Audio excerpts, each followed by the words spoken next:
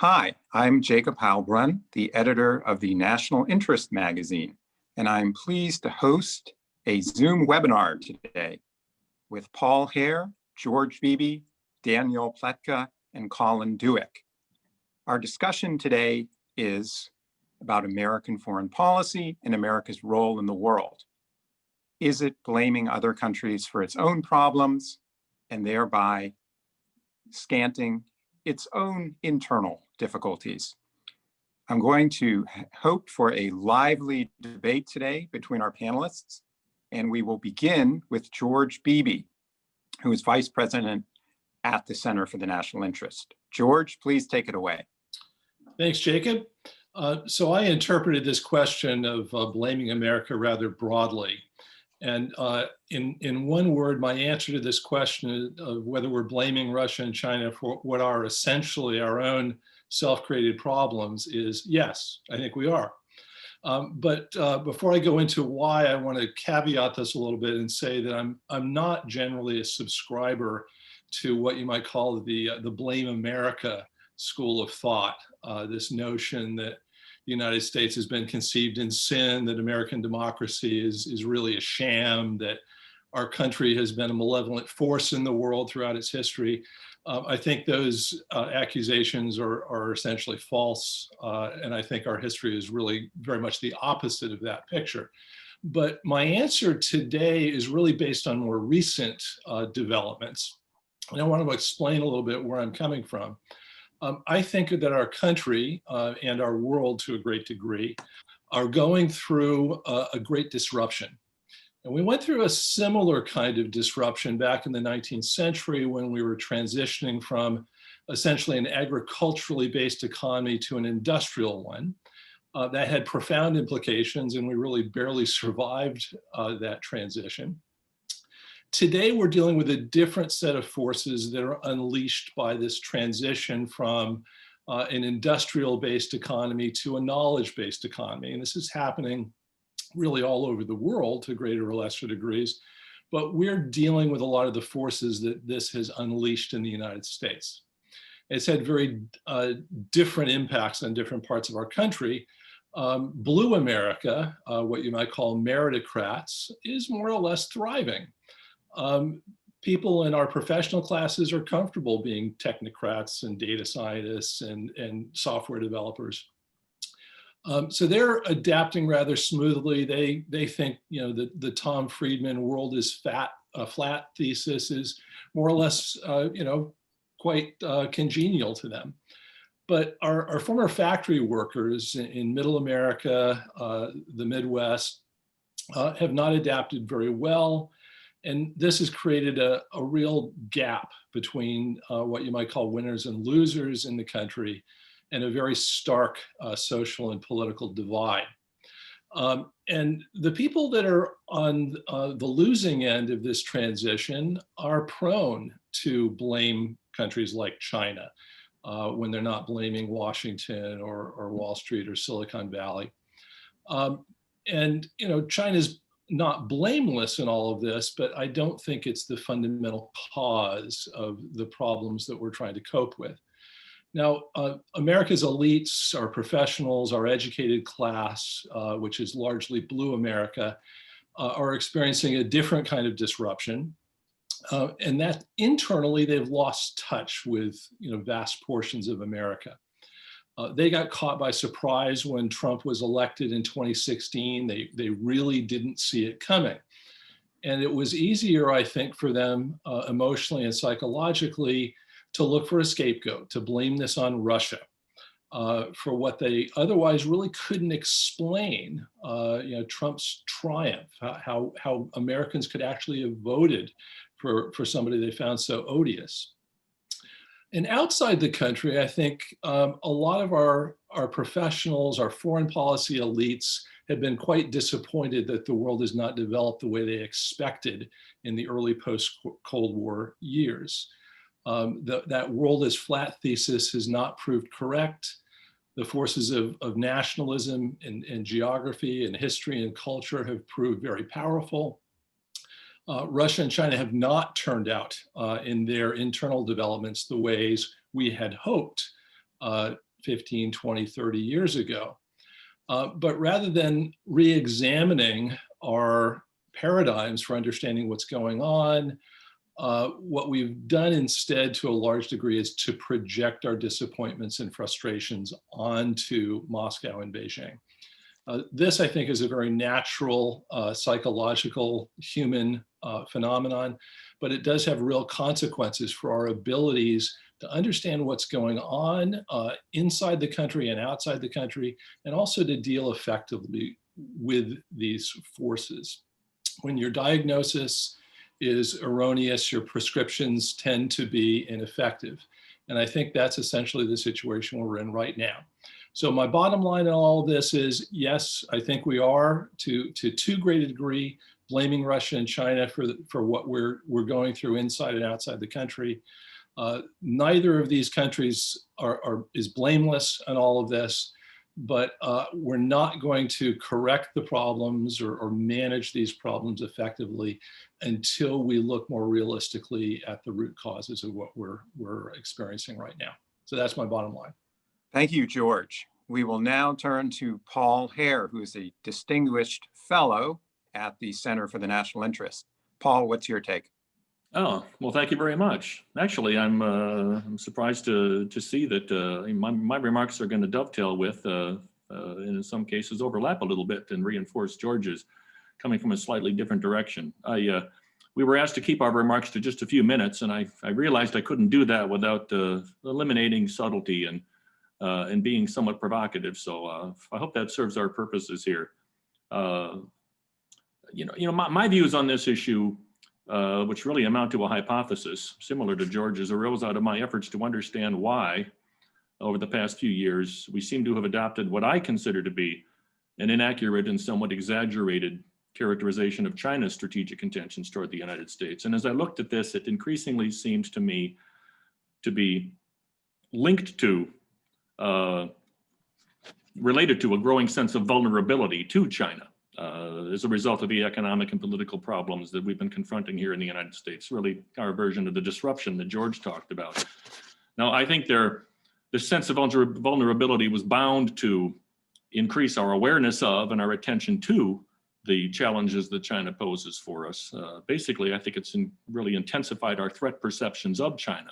But like George, I also think it has produced an inclination, partly to exaggerate that threat and to attribute our vulnerabilities to China, basically to blame China, at least in part, for some of our domestic problems. Now, I emphatically want to state that I am not denying that China poses a real threat and challenge to the United States. I have written and said elsewhere, including on CF, Center for the National Interest seminars, that China poses, in my view, a profound and multifaceted and unprecedented strategic challenge to the United States. Beyond anything, frankly, I think that the Soviet Union was ever able to muster, but I think it's still possible to overstate and mischaracterize that threat, and I think that's partly what's happening. Basically, I mean, having watched the evolution of US views on China over the past 3 decades, it just seems self-evident to me that one of the new elements of our approach to China today is this growing sense of vulnerability and uncertainty within the United States itself, especially since the global financial crisis. And I think it's certainly partly a reference to the disruption that George was talking about. And I think this has been manifest in a tendency, in part, to shift as much blame as possible to outside actors, particularly China, for problems and weaknesses that are primarily of our own making, such as, for example, the slippage in our economic competitiveness and the failure to contain COVID-19. Now, in the interest of time, I'll set aside for now the details of some of the specific cases and issues here, which I assume we're going to be able to return to in the discussion. But my central point is close to George, it's that our own inability or our failure to successfully confront some of the internal problems that we have has not unpredictably fueled this tendency to blame China and other outside actors in some measure for those problems. And as a historian, I believe this really should not be surprising for some of the reasons that George kind of alluded to. I think the United States is currently at a profoundly difficult point in our nation's history in terms of social and political and economic crisis, more so than at any time since the Great Depression. So that's essentially my hypothesis. So we were asked separately to address the question of what costs or risks this blaming phenomenon, if you want to call it that, imposes on our ability to solve internal problems and to manage relations with foreign countries. And I really think it clearly, very seriously, does pose serious challenges and even dangers in both respects. First, to whatever extent we blame other countries incorrectly, beyond the extent to which we can blame them correctly for our own internal problems, this can only deflect us from confronting the internal challenges that need to be addressed. And I frankly think that one of the characteristics of American politics over the past decade, and one of the things that's polarized it, has been really the avoidance of hard policy choices and the resistance to advocating hard policy choices because it's generally not a winning electoral strategy. Basically, it's easier to blame China or Russia or somebody else for a problem than to acknowledge and assume responsibility for solving it. Secondly, and finally, I think this makes it very difficult to manage foreign policy and foreign relations when we also incorrectly, to the extent that we do, attribute motives and intentions and responsibility to foreign players beyond the blame that they actually do deserve. This makes mutual understanding and constructive relations with those countries that much harder to achieve and to sustain. So I basically think that our growing sense of vulnerability to China has fueled an exaggeration of the nature and the scope of the threat we face from China, which is substantial enough, as I said, without exaggeration.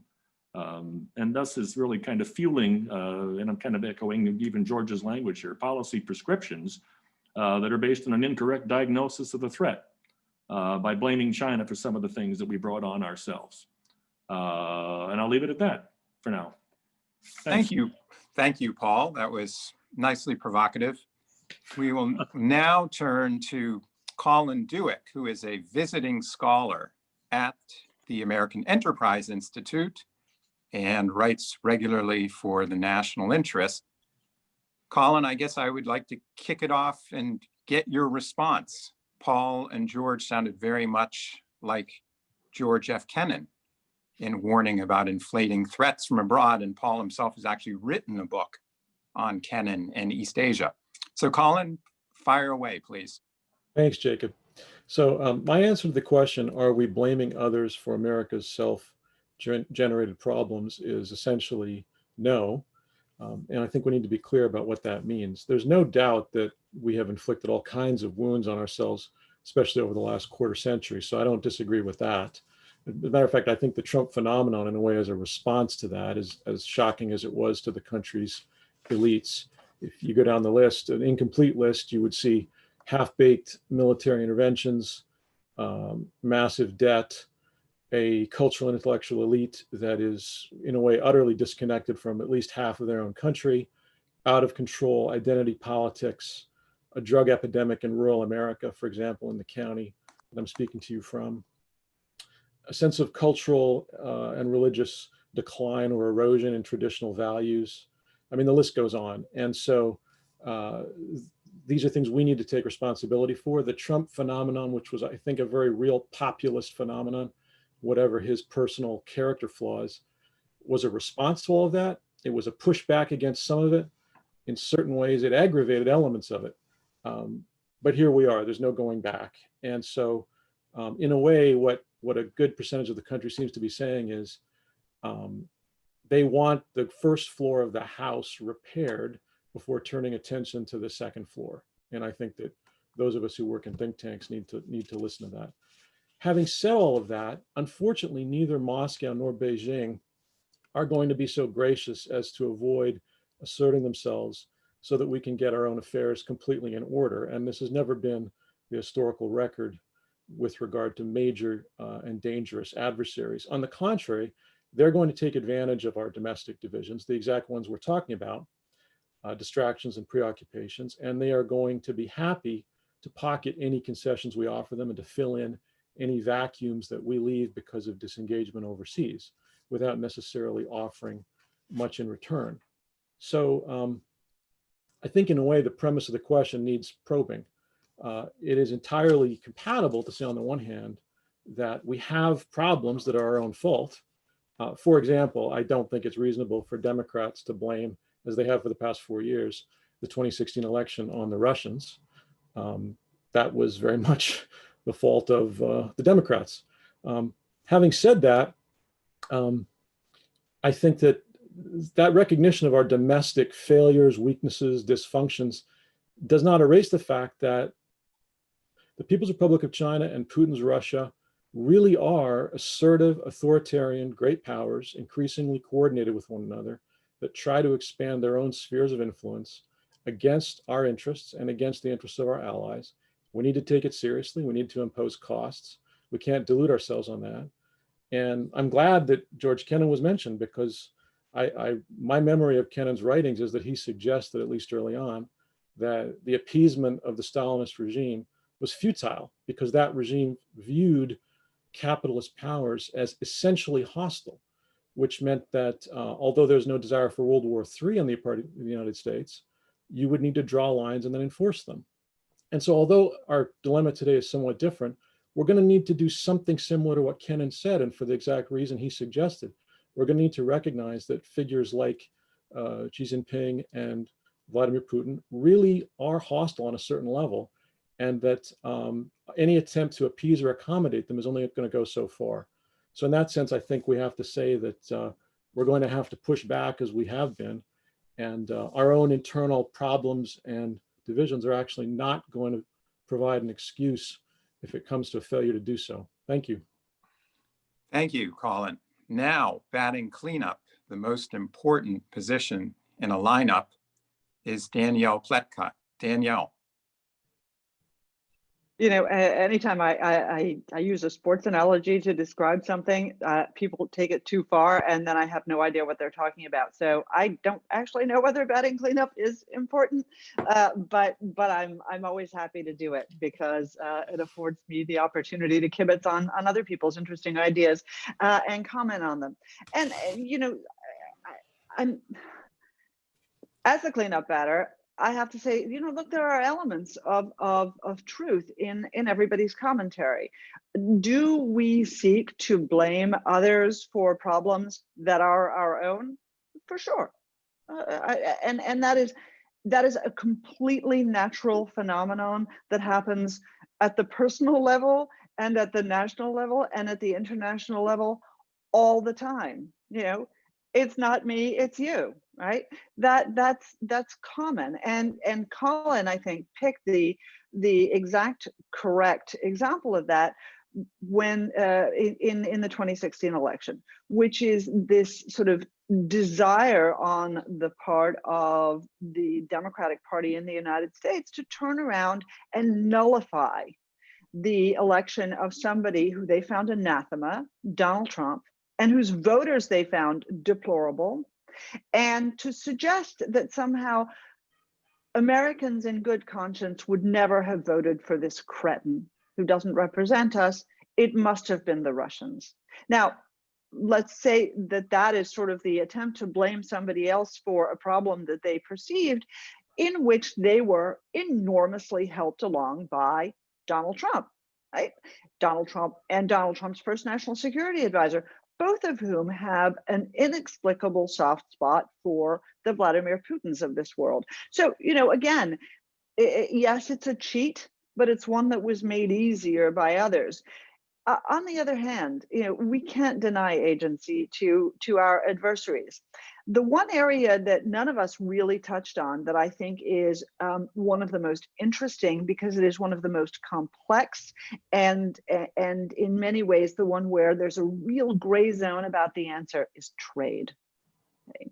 So if you want to talk about the Trump constituency, the red America, and the fact that in this, you know, very nicely characterized by George, sort of revolutionary moment in which we transition to a knowledge economy, those people feel like the revolution left them behind, right? They are the sort of paradigmatic buggy whip manufacturers, and they're lost, and they don't like being told that you could just go to community college and become, you know, a tech guy, because that's crap. And if you're a 55-year-old man who's parents worked in, in blue collar jobs, and you're working in blue collar jobs, and your wife is working in a blue collar job, you don't want to go back to community college and become a Google guy.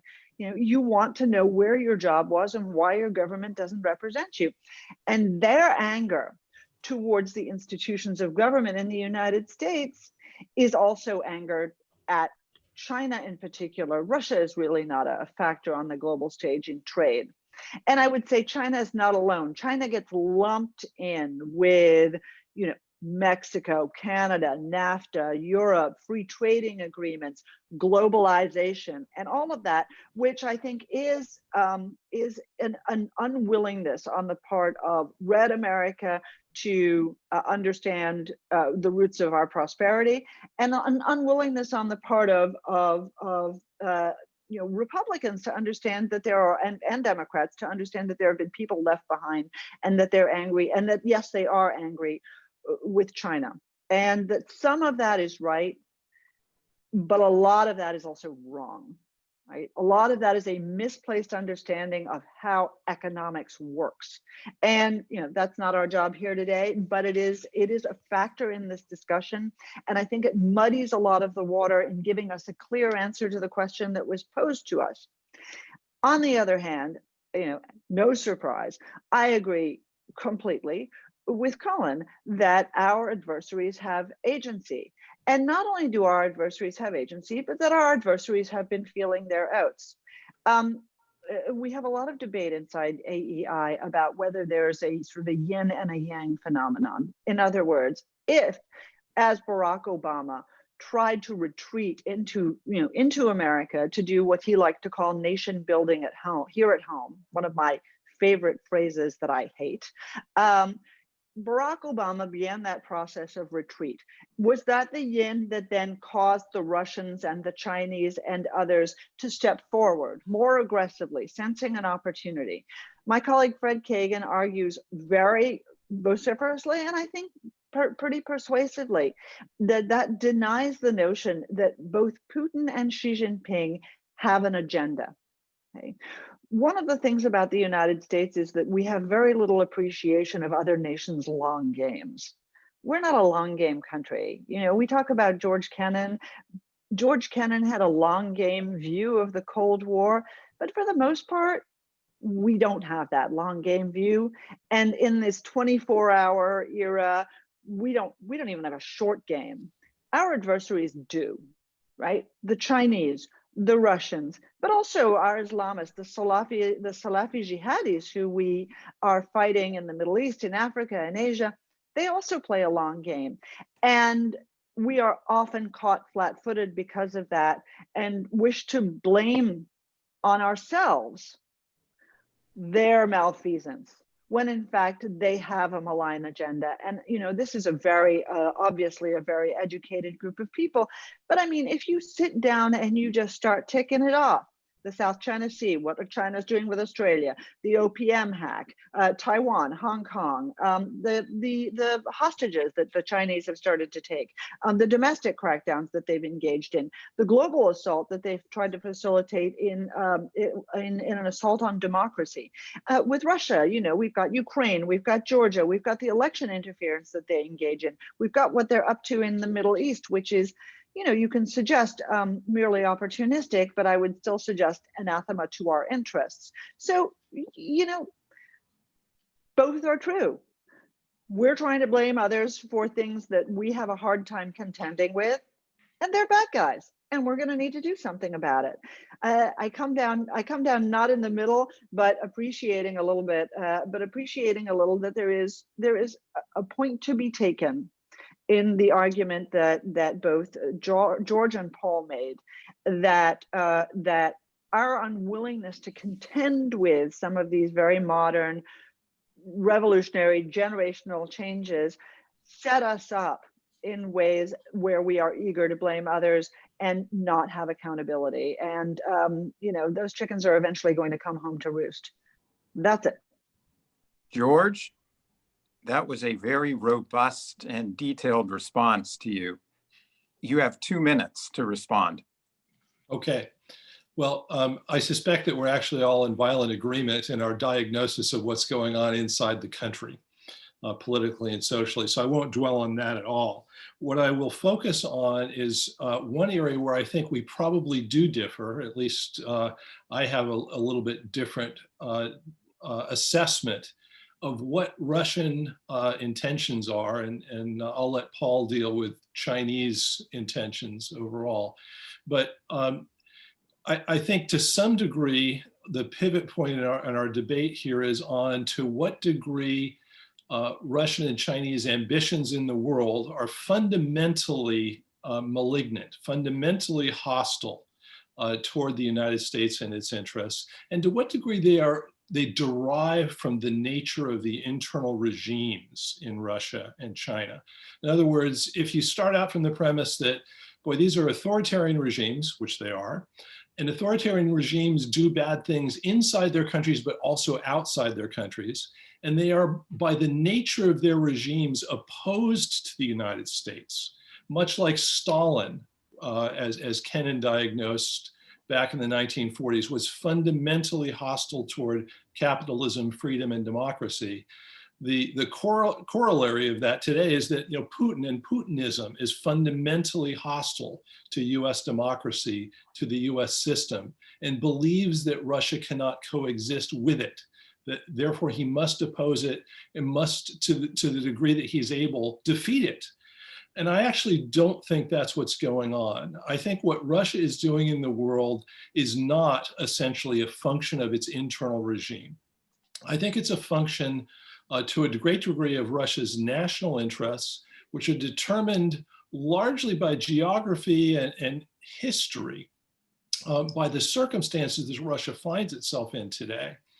And that means they're much more manageable. There are ways that the United States can contend with that kind of dynamic. It doesn't mean that the United States and Russia are going to be friends, that we shouldn't treat Russia as a competitor, but it means that we can deal with Russia and its ambitions in the world much more easily than we can a country that's fundamentally opposed to the United States system, ideologically opposed to it, and therefore, as you hear often in our discourse these days, regards democracy as something that it is trying to divide, conquer, and defeat.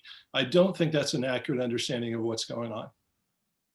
Danielle, George, I think, is starting to get to the nitty gritty. Does it actually matter what these internal regimes are, or can we predicate the behavior of Beijing, Iran, Russia, based on the authoritarian or totalitarian natures of the regimes themselves?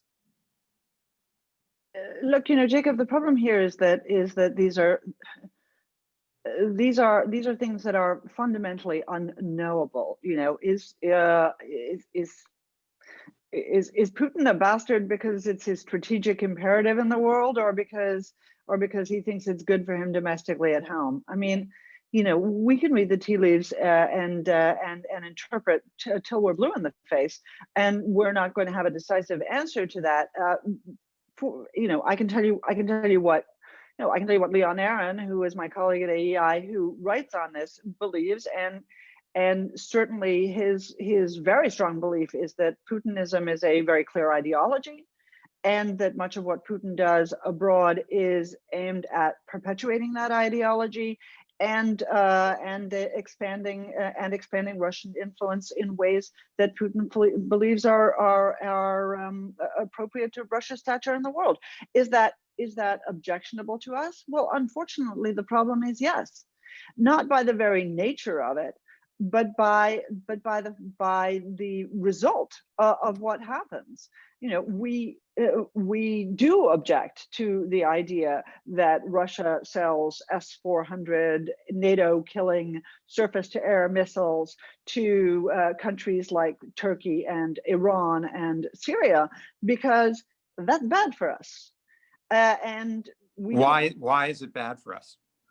Because we like to have superiority in the air, because we like to know that we can ensure the security of our allies with the equipment that we have, that we know, that we like to know that our adversaries are not being armed by others as proxies that will then come out and use that edge in order to advance an agenda that is very dangerous to us.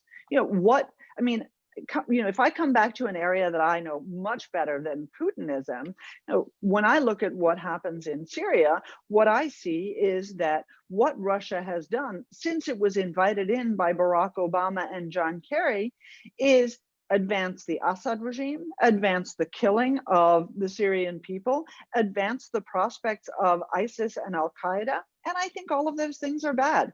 Maybe we differ about that. I don't think that most people differ with me about that.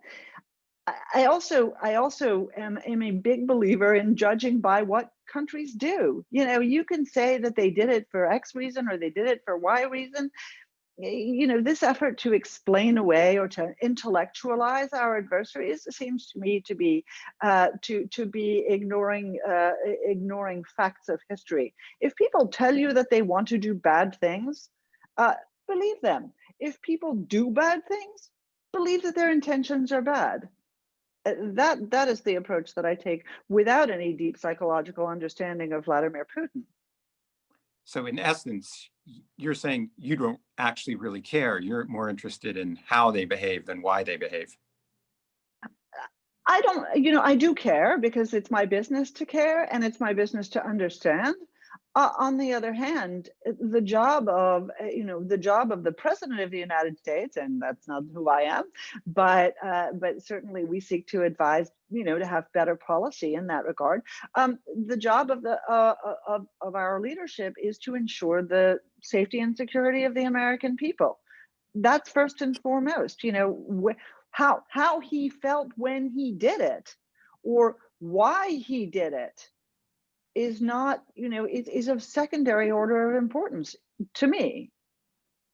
Paul, do you have a response on that question? Yeah. Well, actually, it's very interesting because, I'm a little bemused at where we all appear to agree. I think, Jacob, you framed the question as, does it matter to Danielle, for example, whether the Chinese or the Russians behave for internal reasons or for regime type reasons, but for the national security strategic objectives. I would reframe the question as, what difference does it make? And I think it does make a difference, but it's still possible to overstate that. In terms of the going back to framing that, I was surprised that so much of what Colin and Danielle said, I agree with. Speaking from the perspective of the Chinese as a target, I agree. Yes, they're assertive, they're authoritarian, they're feeling their oats, they have an agenda, they have agency. But that seemed to be separate from the question of holding them responsible for our own problems. And I think that brings me back to, the reference we made to Kennan. And the point that George made. I think it does make a difference, I guess, going kind of circling back to my first comment, because of the differences between the Soviet Union, as Kennan outlined it, as George just characterized, and what I perceive to be the challenge from China now. I don't believe that the Chinese subscribe to the characterization that Kennan attributed to the Soviets. The idea that the two systems could not coexist. I think the Chinese believe that it is. That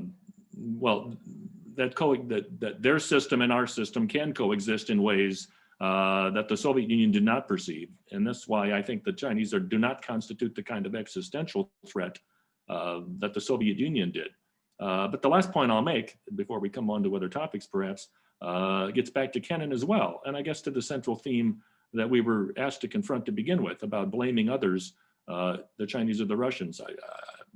I think you can agree with everything that Colin and Danielle said about the potentially hostile intentions that the Chinese have against us, but that's a separate issue from whether we're attributing to them more intentions and more accountability for our own problems than we have. And the closing thought of Kennan's X article was that we need to get our own act together before we can contend with the challenge, whatever the nature of it is, coming from the Soviet Union. I think he said something to the effect that, the Cold War then, as it was then framed, was about the test of the United States as a nation among nations. And I think we're still facing the same kind of challenge in our confrontation with either the Russians or the Chinese today. Colin, Paul raises an important point. You were referencing earlier Kennan, who did devise, or at least created the imprimatur for the containment doctrine, which was already embryonic in the Truman administration. What is your take on Paul's comment? Do you think that we can have peaceful coexistence with China and Russia? Or do you draw a different lesson from the end of the Cold War, that the United States can, in fact, triumph over its adversaries? Well, I think we're going to have to pursue an outcome that's peaceful, or else we have nuclear exchanges. The question is, within that understanding, how competitive can we be? I think we need to be competitive, and I think that the Trump administration actually has done some good in pushing in that direction. We're going to need to impose costs, push back, create counterbalancing coalitions. It's not to say that there isn't a real risk of warlike tensions. As a matter of fact, it was Obama, the last year of Obama administration, where tensions with Russia were pretty severe. So, I take the point that we don't want it to escalate to World War III, but we've sort of been through this kind of thing before, and we know that it doesn't have to be a choice of either appeasement or Third World War. That's exactly what I take it Kennan contributed to the conversation, was to say, be aware of the fundamental hostility of your opponent, draw lines, enforce them, compete, preserve your own domestic health, and then eventually, the way he put it is, one day that authoritarian power might mellow, I think he used the phrase, or wither, something to that effect. And so, I like that we're getting down to some more nuanced distinctions here. I think just in the case of China, I'll just add one thought. I actually do hold China accountable for some of what's happened inside the United States. I think, obviously, these long-term changes, just as George and Paul said, are due to technological, changes over time, decline of manufacturing in the US and so on, isn't mostly due to China, but China's had something to do with it. China doesn't play by our rules. They don't play by liberal rules. They don't play by free trade rules. They play by their own rules, and they've pursued very predatory foreign economic policies involving mass scale espionage, technology transfer, state subsidies, and they do it deliberately for strategic reasons as well as economic. So to some extent, I think that gut instinct on the part of a good percentage of the public that China has some blame in all of this is accurate. And I'm glad we're beginning to push back against it. Danielle, during the Cold War, many conservatives, at least by the 1960s and 1970s, bridled at the notion of containment and said that we should seek, in fact, victory over the Soviet Union, and that this would fortify not only America's status, but also its moral standing in the world in extirpating an ideologically hostile regime. Do you think that Trump has in fact not been aggressive enough towards our foreign adversaries, and that we should, under the Biden administration, be heightening our approach? And right now there's word that President Trump himself is talking about a strike on Iran. Again, the Iranian leadership today warning against it. What's your take? Should we be, in fact, much more aggressive? I'm not going to satisfy you. I know what answer you want. So let me just put an extraneous thought before I do answer your question. The extraneous thought is that the way that the subject of this event was framed, I think, ended up causing agreement among a group of people who actually disagree a lot more than this conversation would otherwise indicate. Disagree a lot more, not so much about the state of our nation and the challenges that we face and the reactions to them, where I think we do have a lot of consensus, but paper over that difference about how we ought to react to these adversaries and what they're up to. So, and that brings me to Jacob's question. You know, I like a lot what Colin said, and I think that Donald Trump, you know, by intention or not, and we will wonder till the day we're done whether it was by intention, actually did a very good job in turning the global ship of state on the question of China.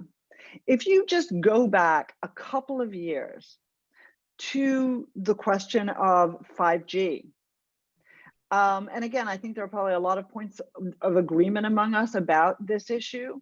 But if you go back to that and you look at the reaction from our Asian and our European allies, they were basically, their basic attitude was drop dead. And the Trump administration, whether out of stubbornness or obtuseness or out of a strategic cunning that it was, you know, that it displayed all too rarely, actually managed to get that turned around. COVID was very helpful. But I think that the idea that the Trump administration promulgated, which is, you know, to paraphrase what Colin said, that China took the rules of the road that were intended to enmesh it in the global community and basically turned them to its own advantage and then broke them at all times of its choosing. Trump has managed to turn that around, and attitudes towards that now are much tougher, including in Europe. And I think that's a good thing. And I think it's also an object lesson in a good way to handle things. On Iran, you know, I mean, my God, this honestly, the question isn't stupid. The issue is ridiculous. Donald Trump has taken 2 steps in the last week to propitiate Iran by trying to draw down our troops in Syria, Iraq, and Afghanistan, and at the same time talk about attacking Iran. He ought to figure out what the hell he's all about and shut up. Is my view on that matter, not to put too fine a point on it. The final point, should we be more aggressive? Look, you know, being more aggressive for the sake of being more aggressive is utterly pointless. What we ought to do, and this is where you're going to finally tease out my neocon, which I know you really wanted to do, Jacob. Where I think it's important is to understand that while we may not understand the roots of Putin's behavior or of Xi Jinping's behavior fully, we have theories about it, we have theories about what they mean.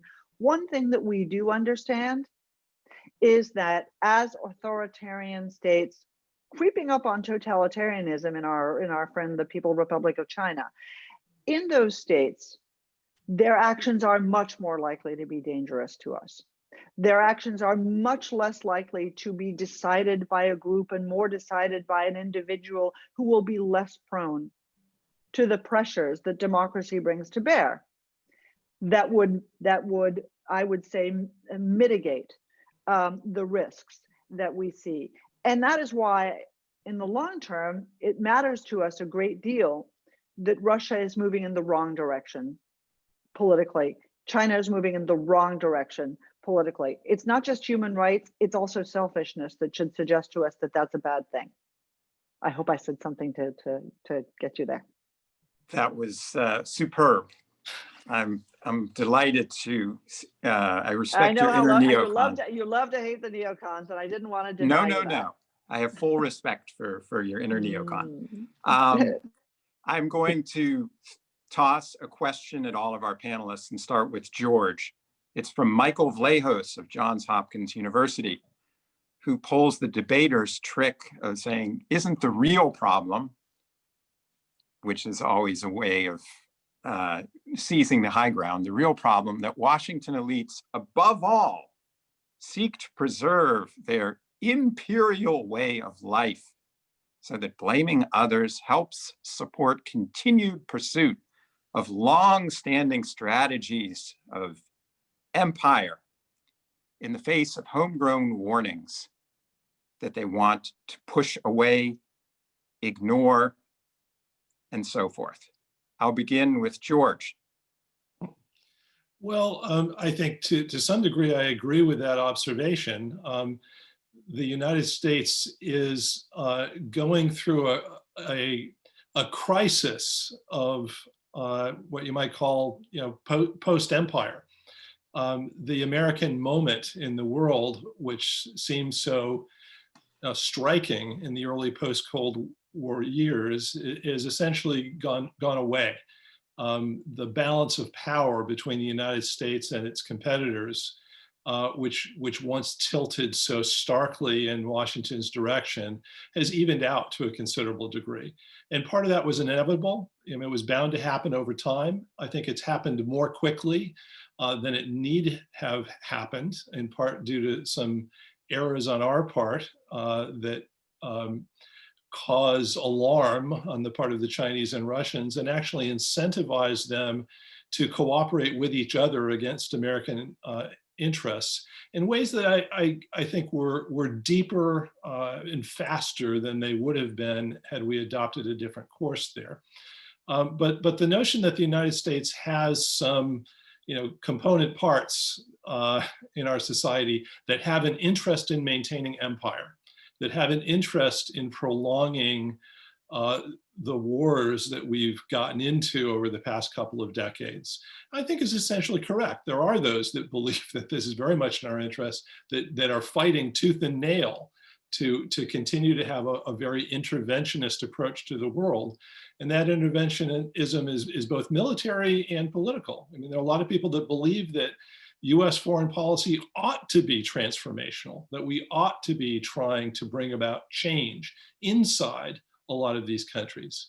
And this was a notion that I think George Kennan very strongly opposed, not because he thought it was undesirable for countries to grow freer and more democratic, but because he thought that this was beyond our capabilities to do effectively. And I think I come down with Kennan on that. I'd like to turn to Colin. Colin, can the word empire in fact be used in any meaningful sense about the United States, or is it complete rubbish? What's your take? I think it's mostly rubbish. I mean, I think there have been times when we've had something like an empire. After the United States defeated Spain, I mean, we really did take something like imperial control over the Philippines and Puerto Rico.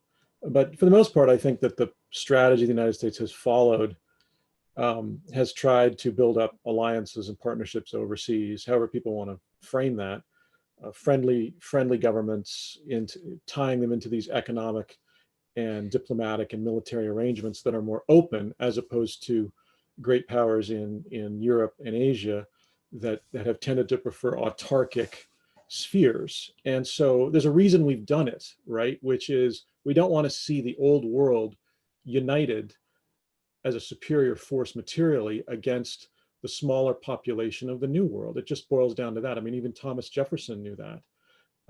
And so what I'd like to know today is, what accommodations specifically do people imagine we could make to Moscow or Beijing that would satisfy them? I mean, what exactly are we supposed to do in terms of some bargain that we're going to offer that would then get them to stand up and say, you know what, you're right. The United States is no longer a threat. We're satisfied. I mean, if somebody can persuasively tell me what that looks like without completely selling out our interests, our values, or our allies, I'd be curious to hear it. I'm skeptical.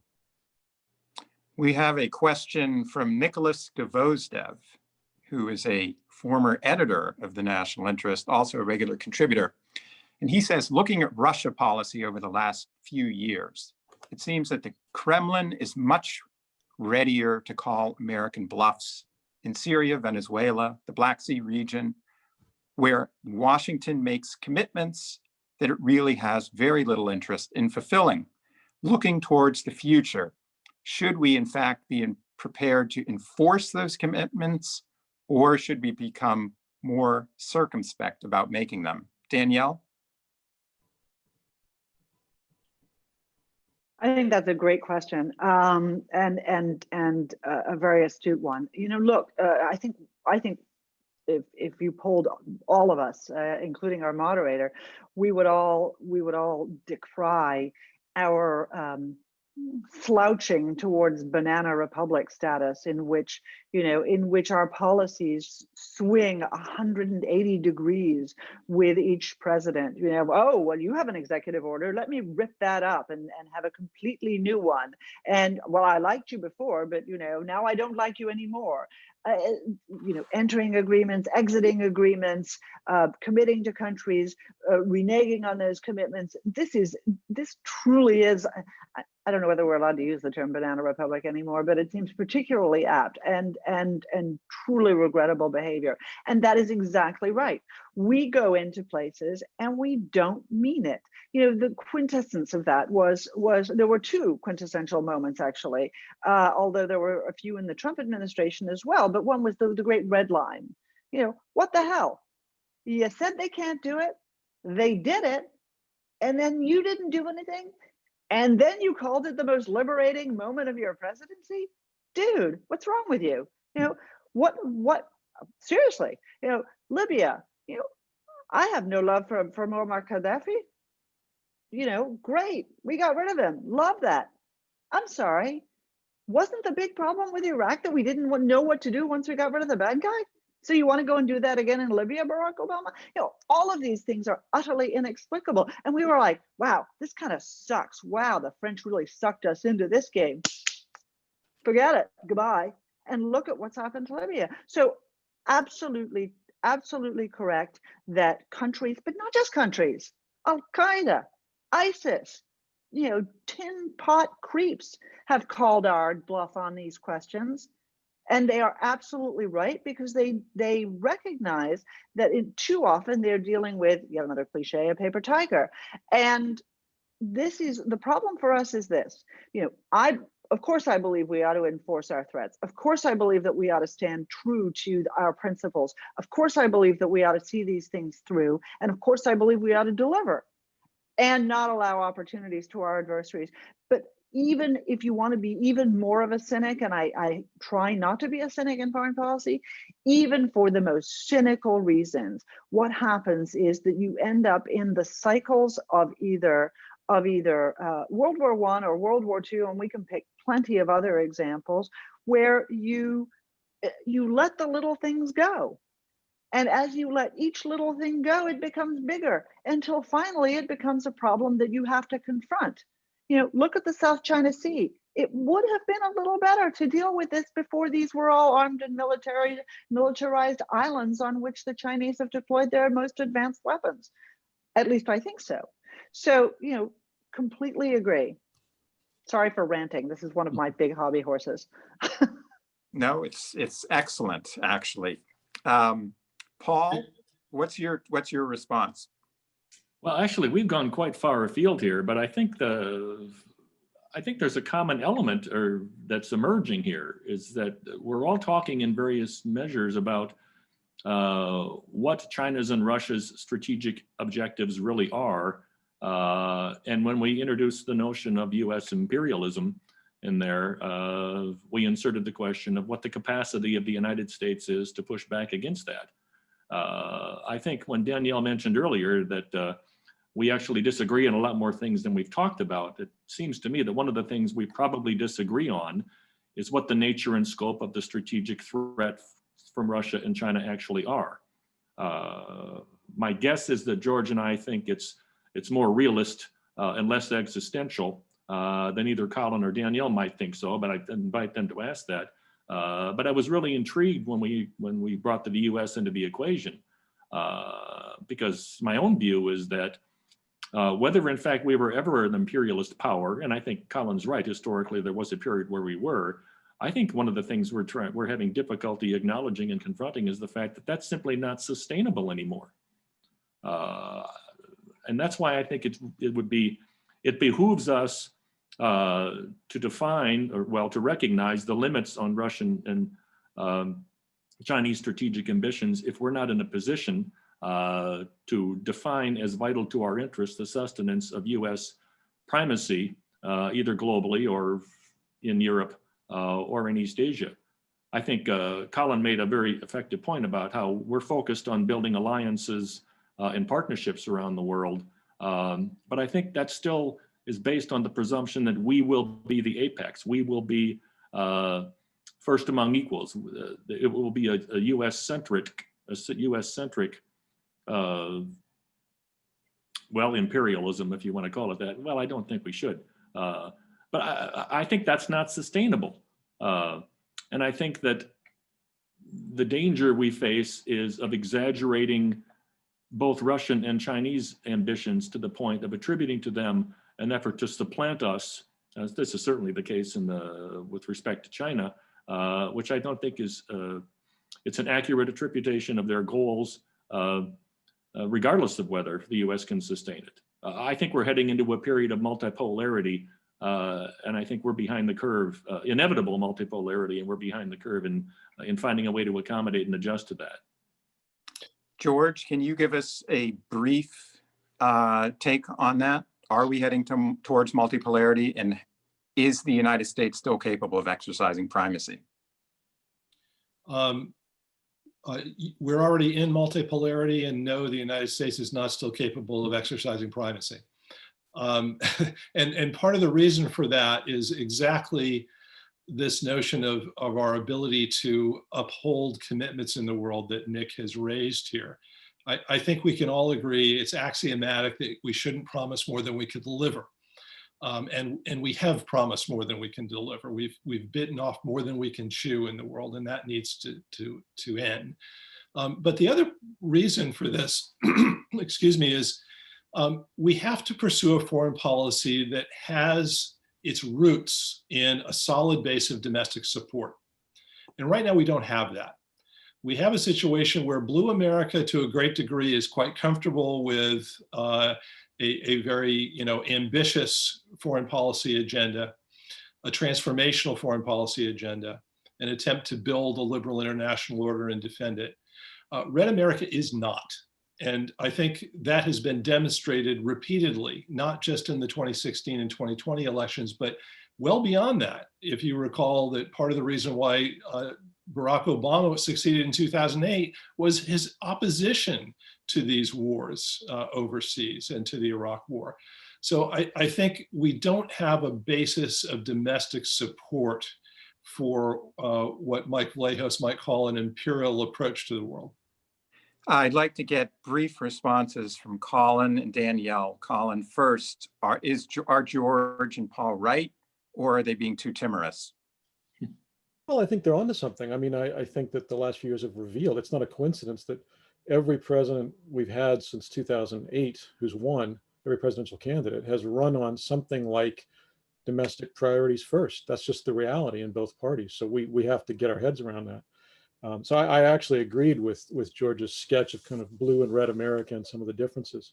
That's going to continue to be a challenge, but it's not going to deter Moscow and Beijing from engaging in regional aggressions. Quite the contrary. They don't care whether your name is Biden, Trump, Clinton, or Obama. They take advantage of any weaknesses they can see. And I will just conclude with one thought, which is I do like that we're sort of getting to the heart of it with this issue of regime type. And I will just say as a final thought, I actually don't think we can have a policy of regime change. I don't think that should be our policy in relation to either Moscow or Beijing. I think our policy should be to push back, impose costs, counterbalance, and recognize that the regime matters. In other words, it's not just the geography and the national interests of those countries, but for example, frankly, the Leninist structure and origin of the Chinese Communist Party makes a difference in that country's foreign policy today. It just does. It's a party that wants to hold on to power and make the world safe for itself. And it has the capabilities to do it, which is pretty alarming. But that's not to say that Americans know what would follow the collapse if that happens in our lifetime of the Chinese Communist Party. I don't believe we do. And I don't think we can have a policy of regime change. I think we should have a policy of recognizing that the regime in China matters and we should push back against it without escalating all the way to full-blown warfare?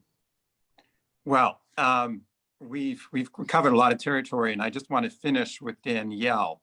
And so, in a broad sense, is George right that there is little appetite in America for American primacy and what it costs abroad? Or would Americans become even more annoyed by retrenchment and retreat than they would by an effort to maintain dominance abroad? What's your take? First of all, Colin was too modest. It's not just every president since the dawn of the 21st century. It's every president in recent memory who has used some version, I'm going to say it again, of nation building here at home. Remember, it's the economy, stupid. All of these slogans, all of these presidents have run on a turn away from the bothersome problems of national security to a notion of retrenchment. They may not say it, but that is in essence what they mean. Why have none of them delivered on it? Because the world goes on. We don't live in a little bottle by ourselves, and we depend on the world, and we depend on a certain state of the global commons. And when that state is threatened one way or another, either on our soil or elsewhere, we are forced to act. When we act, there is almost invariably enormous support for that action. The problem for the American people is not that they don't want us to act. It is that they wish us to act effectively. And when the President of the United States or successive presidents do not act effectively and do not make a persuasive case for why the United States is in the world, we should not be surprised that the constituency diminishes. It always diminishes. The president has, what was fondly called a bully pulpit. And when he does not use it, and this president has not, and the previous president did not, then the American people rightly ask, what the hell are we doing there? 19 years, 17 years. Why aren't we winning? And sometimes there's a good answer, sometimes there isn't. But silence is never the answer, because of course the constituency diminishes. People don't like to spend money on foreign policy. They don't like to spend money on national security. And by the way, they never have. This always goes in fits and starts. We've done tons and tons of research on this. The issue is that when our commander-in-chief is derelict in his responsibilities in talking about what the threats are to us, what the challenges are to us, and what the United States must do, and he allows problems to fester abroad that become of the magnitude that they require military intervention, right? That is when we have real problems. And that is a much better diagnosis than this sort of Ben Rhodes style analysis of the blob, always searching for conflict in order to keep itself on the front pages of the Washington Post and the New York Times. Excellent. Well, I would like to thank each of our panelists for helping us in our efforts to make webinars great again at the Center for the National Interest. And with that, we conclude our session.